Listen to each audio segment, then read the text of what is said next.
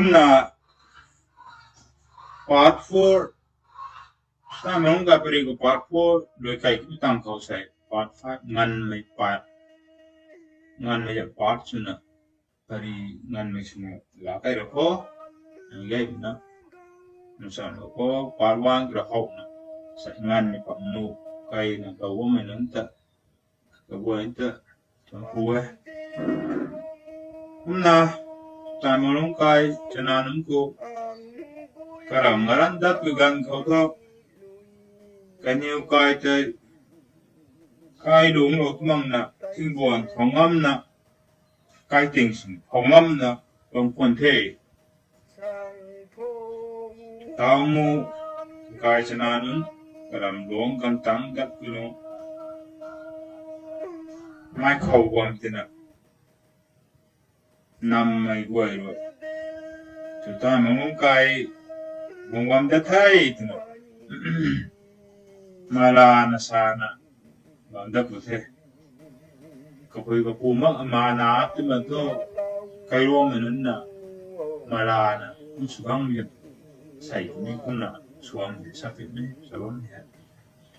ta mong kai chanan ku gom da ti pina kunna kang de the kaw na kairo ta nei na ti the tao to ta mong kai chana goi roi sam pathan su thao da na bi kha ja nai na du thao the kum bang khâu này khát năm mấy can su ban tai guai da cao na chau nai ri kun pat na gai jo gai ta ki rau na ki jo ki ngam mai kai su du thao the hôm na chúng ta bằng luôn cái chân quay rồi số tân quay tại cái bầu thải bông tuồng số tân xe nếu tuồng số tân xe từ nào đi buộc hậu thấy cái số còn thải cái mà là có của mày sa bố mày cái đó mình để tiếng bùi giang tan na thế na tiếng bùi giang tan na tiếng tan na kangum karoi na tiếng bùi buông thế na karu thế tung loài tung na thấy năm cái này tuổi hôm na chúng ta muốn cái chana quay tai cái su lao ruai mona nai teru tu gai jang gai mesin kun pat na tu jang lung kane tuwe mai pari jang kaba kia kana sao du me pari he tu cho loi the sta manung kai pari nongai na mai nai teru na palo na pat na tu gai jang gai tu na ta nu tu gom mấy tuổi tu là rung và thét đó là mấy bari để sao được thôi